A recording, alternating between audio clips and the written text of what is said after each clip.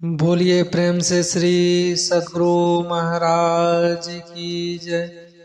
बंदो गुरुपद कंज कृपा सिंधु नर रूप हरि महामोहतम पुंज जासु वचन रवि करनिकर।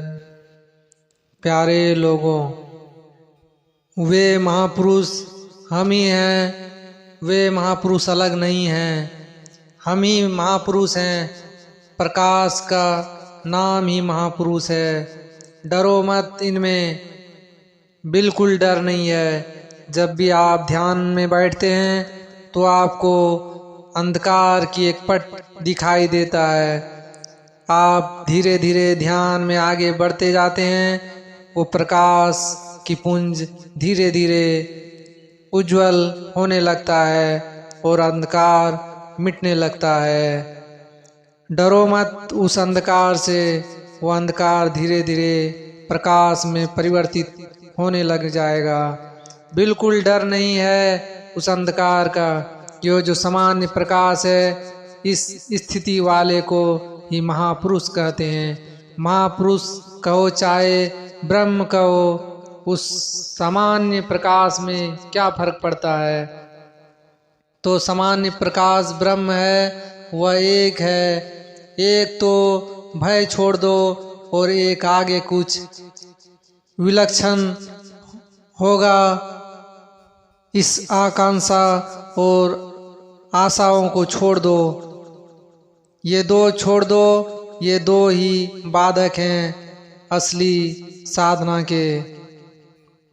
निषिद्ध आचरण की इच्छा हो जाती है तो निषिद्ध आचरण छूट जाएगा। यह सुनकर डर लगता है कि ना, तो छोड़ते डर लगता है। इससे सिद्ध होता है कि निषिद्ध आचरण को अपने महत्व दिया है।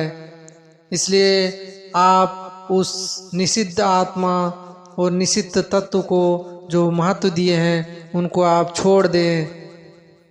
जिसे आप महत्व देकर छोड़ते हैं तो कैसे छूटेगा। उसका आदर अपने कर दिया।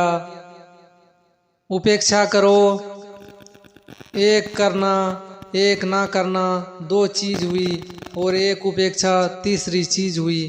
क्रिया करने में तो विधि करना है, निषिद्ध नहीं करना है, परंतु भीतर में विधि और निषेध दोनों से उदासीन रहो।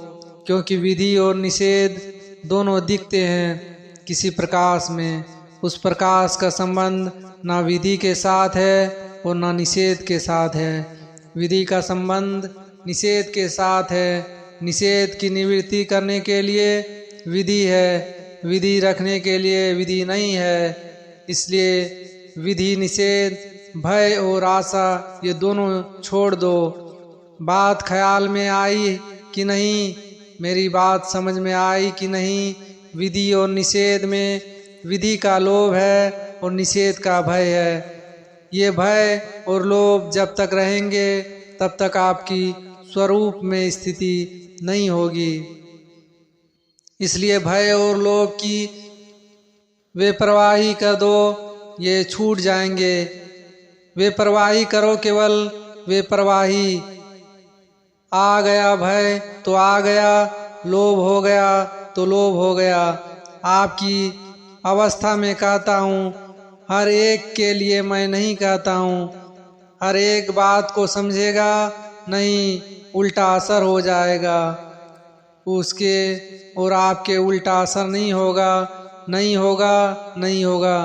क्योंकि ये जब समझ में आ जाएगी कि विधि और निषेध ये करना चाहिए और ये नहीं करना चाहिए, ये दोनों होते हैं और मिटते हैं, आते हैं और जाते हैं, और आने जाने वालों की रहने वाले पर कोई जिम्मेदारी नहीं है, रहने वाले पर कोई असर नहीं है, रहने वाले में कुछ बनता बिगड़ता नहीं है। ना निषेध से बनता है, ना विधि से बनता है, और ना निषेध से बिगड़ता है, ना विधि से बिगड़ता है।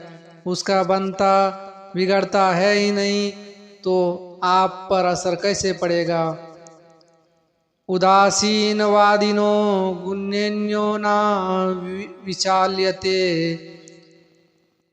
गुणाकर्तन्यत इत्येव यो व्यतिष्ठिति नेगते। वह विचलित होता ही नहीं है, मानो ज्यों का त्यों रहता है। यह अर्थ वह इसका भय और आशा दोनों छोड़ दो। भय और आशा में संसार मात्र बंधा है। किसी प्रकार का ना तो भय हो और ना किसी प्रकार की आशा हो। जितना चुप रह सको चुप रहो। हे नाथ, मेरे से नहीं छूटती, कहते रहो। यह कहते रहो और कह सकते हो कि नहीं। जितना मिनट चुप रह कर रह सको चुप रहा करो और चुप रह जाओ। इस शरणगति में और चुप रहने में बड़ी भारी ताकत है। तो आप निर्बलों को बल आ जाएगा और वह कार्य हो जाएगा। आप में तो आ जाएगा बल और काम हो जाएगा सिद्ध। आप में बल आएगा निर्विकार करने से और सिद्ध होगा शरण होने से। चुप होने से शक्ति आती है। यह बात अनुभव सिद्ध है कि बोलते बोलते बोलना बंद हो जाएगा। पड़े रहो, बोलने की शक्ति आ जाएगी। शक्ति स्वतः आती है। निष्क्रिय होने से और सक्रिय होने से शक्ति नष्ट होती है। जितने भोग संग्रह के लिए काम करते हैं उनमें थकावट होती है। नींद लेने से थकावट दूर हो जाती है और शक्ति आती है। निष्क्रिय होने से करने की शक्ति आती है। यह तो अनुभव है ना। इसलिए निष्क्रिय रहने से शक्ति आ जाएगी और हे नाथ, ऐसा कहने से काम सिद्ध हो जाएगा। यह रामायण उपाय है। इसमें संदेह हो तो बोलो, तो शरण होकर निसंदेह हो जाओ। यह तुम्हारा असली इलाज है। इस अवस्था में चुप होने से पश्चिम नहीं करना है और परिश्रम नहीं करना है। कोई क्रिया हो गई हो तो हो गई हो, नहीं हुई हो तो नहीं हुई हो। अपने मतलब की नहीं, अपनी तरफ से कोई क्रिया ना तो करो और ना ही करने दो। दोनों से उदासीन रहो। क्रिया हो तो होती रहे। इस तरह तत्वज्ञ जीव मुक्त महापुरुष जिसको कहते हैं उसकी अभी अभी सिद्ध हो जाएगी। बोलिए प्रेम से श्री सद्गुरु महाराज की जय।